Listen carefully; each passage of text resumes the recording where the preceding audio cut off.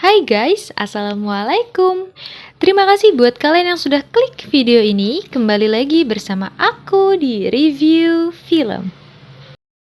Detektif menjadi salah satu tema film yang menarik dan seru untuk ditonton. Kisahnya yang penuh misteri dan teka-teki membuat penonton terus-menerus menaruh perhatian agar tak ketinggalan satupun adegannya. Karena secuil adegan pun bisa menjadi petunjuk jawaban kasus dalam cerita. Review film kali ini akan memberikan kalian rekomendasi film barat detektif yang paling menarik. Otak Anda akan diperas untuk bisa mendapatkan jawaban, terlebih bagi kalian yang menyukai alur film tak terduga. Berikut adalah 7 film detektif yang paling menguras otak.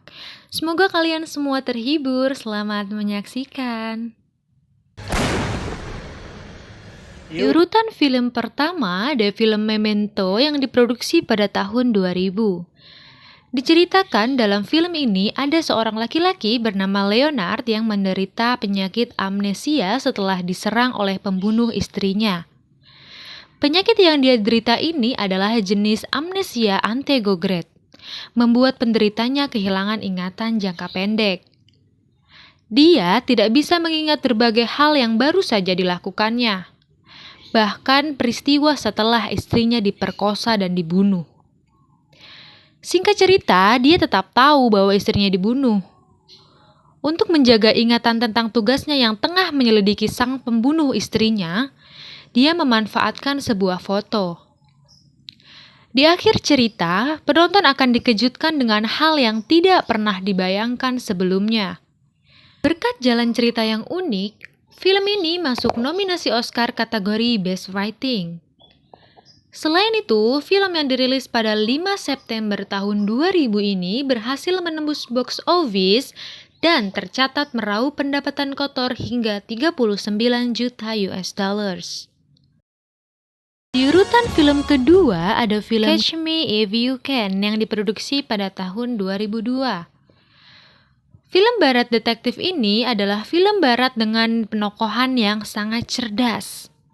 Catch Me If You Can diadaptasi dari kisah nyata tentang Frank W. Abagnale yang diperankan oleh Leonardo DiCaprio.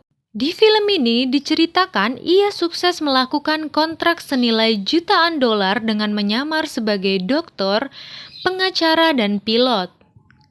Semuanya dilakukan bahkan sebelum usianya mencapai 21 tahun. Sejak masih berusia 17 tahun, ia sudah menjadi perampok bank yang paling sukses di sejarah Amerika Serikat. Atas tuduhan kriminal berat itu, agen FBI Carl Hanratty yang diperankan oleh Tom Hanks menjadikan ia sebagai target utama. Namun sayangnya, Frank selalu satu langkah lebih dulu dari Carl. Kecerdasan Frank selalu berhasil membuat Carl tertipu dan tertinggal. Film yang dirilis perdana di Amerika Serikat pada 25 Desember tahun 2002 ini terbilang sukses dan mendapat penilaian bagus dari para kritikus film. Di urutan film ketiga ada film Shutter Island yang diproduksi pada tahun 2010.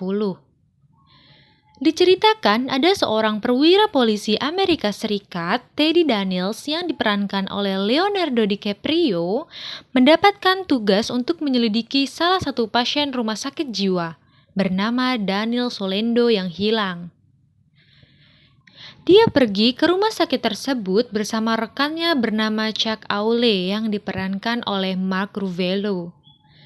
Saat pencarian berlangsung, Teddy kerap mendapatkan kesulitan. Salah satunya karena catatan para pegawai dan karyawan. Singkat cerita, badai menerjang rumah sakit tersebut dan beberapa pasien kabur. Teddy kemudian mewawancarai para interniran. Penyelidikan dia berlanjut kepada sebuah mercusuar yang berada di rumah sakit itu, dan akhirnya berhasil mengungkapkan sebuah rahasia. Namun cerita tidak serta-merta berakhir. Ada kejutan di akhir cerita yang wajib Anda tunggu. Ini menjadi alasan bahwa Shutter Island menjadi salah satu film barat detektif terbaik pada eranya. Di urutan film keempat ada film Zodiac yang diproduksi pada tahun 2007. Zodiac merupakan salah satu film barat detektif yang diadaptasi dari kisah nyata pembunuhan berantai pada tahun 60-an. Film Zodiac ini diadaptasi dari kisah nyata terkait kasus pembunuhan berantai yang bernama Zodiac Killer di Amerika Serikat yang terjadi pada tahun 1960-an.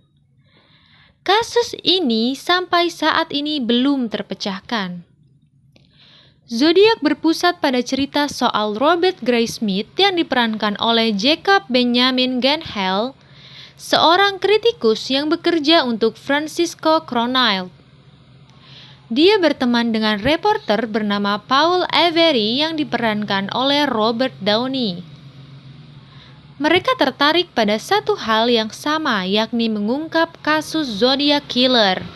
Graysmith juga akan bertemu dengan karakter lain di sini, yakni David Toschi, inspektur kepolisian yang gagal menangkap pelaku kasus Zodiac Killer.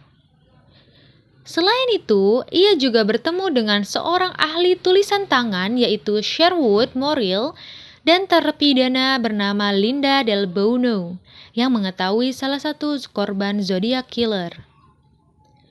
Atas penyajian cerita yang unik, film yang disutradarai oleh David Fincher ini masuk dalam nominasi Best Action, Adventure, Thriller dari Academy of Science Fiction, Fantasy, dan Horror Films. Di urutan film kelima ada film Spotlight yang diproduksi pada tahun 2015. Film ini juga diangkat dari kisah nyata para jurnalis korban Boston Globe yang mengungkap skandal pelecehan seksual di gereja. Berita itu kemudian hangat diperbincangkan di seluruh dunia dan membuat korban-korban lain berani buka suara.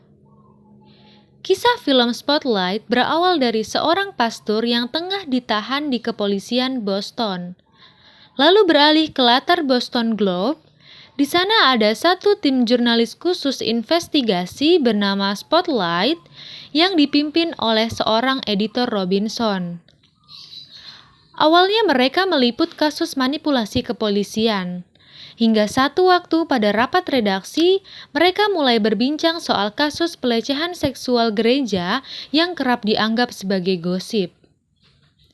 Singkat cerita, mereka dapat menguak sistem gereja yang menutupi kasus pelecehan seksual oleh pastor di dunia. Film ini meraih beberapa penghargaan seperti film terbaik dan naskah terbaik di ajang Oscar tahun 2016, dan skenario terbaik oleh National Society of Film Critics Award pada tahun yang sama. Di urutan film ke-6 ada film Searching yang diproduksi pada tahun 2018. Film ini berceritakan tentang usaha seorang ayah bernama David Kim yang diperankan oleh John Cho mencari anaknya yang hilang, Margot Kim yang diperankan oleh Mizella Lee. Ia dikisahkan sebagai duda yang sudah sejak lama membesarkan anaknya seorang diri. Sejak kematian sang istri, Kim kerap kesulitan untuk berkomunikasi dengan Margot. Sampai pada satu waktu anaknya ini menghilang. Sebelum Margot menghilang, Kim sempat mendapat telepon darinya. Kim terkejut dan mulai berusaha mencari Margot. Hari demi hari dengan optimis dia mulai menyelidiki kasus Margot layaknya detektif. Dia mulai bertanya kepada teman-teman sekolah anaknya dan mulai menaruh curiga pada beberapa di antara mereka. Sudut pandang film ini kebanyakan diambil dari kamera di laptop yang digunakan sang Kim saat mencari tahu tentang anaknya. Di urutan film ke-7 merupakan film yang paling baru, yaitu film Knives Out yang diproduksi pada tahun 2019. Knives Out bercerita tentang Harlan Thrombey yang diperankan oleh Christopher Plummer, seorang penulis novel misteri yang kaya raya. Pada hari ulang tahunnya yang ke-85, dia tewas secara misterius. Keluarga Harlan yang berkumpul di saat kematiannya pun menjadi terduga tersangka pembunuhan. Mereka kemudian dihadapkan dengan detektif terkenal Benoit Blanc yang diperankan oleh Daniel Craig yang datang untuk menyelidiki insiden ini. Sang detektif mulai berbicara kepada seluruh anggota keluarga yang datang di hari ulang tahun Harlan. Dia memilah sekecil apapun petunjuk demi menemukan dalang di balik pembunuhan sang novelis terkenal itu. Knives Out menuai pujian terutama untuk skenario, plot, dan akting para pemerannya. Sejak tayang, film ini pun telah meraup lebih dari 162 juta US dollar di seluruh dunia, jauh melampaui budget sebesar 40 juta US dollar. Selain itu, film barat detektif satu ini menerima 3 nominasi dalam kategori musikal atau komedi, yakni Best Motion Picture, Best Actor untuk Craig, dan Best Actress untuk De Armas pada Golden Globe Award ke-77. Terima kasih semuanya sudah menonton video ini sampai selesai. Semoga rekomendasi video ini bisa menambah daftar film yang ingin kalian tonton. Jika kalian menyukai video ini, bisa klik tombol like, dan jika kalian berkenan bisa bantu kami untuk mensubscribe channel ini. Buat teman-teman yang ingin request film, bisa dituliskan di kolom komentar. Review film pamit dulu ya, sampai bertemu di video selanjutnya. Wassalamualaikum warahmatullahi wabarakatuh.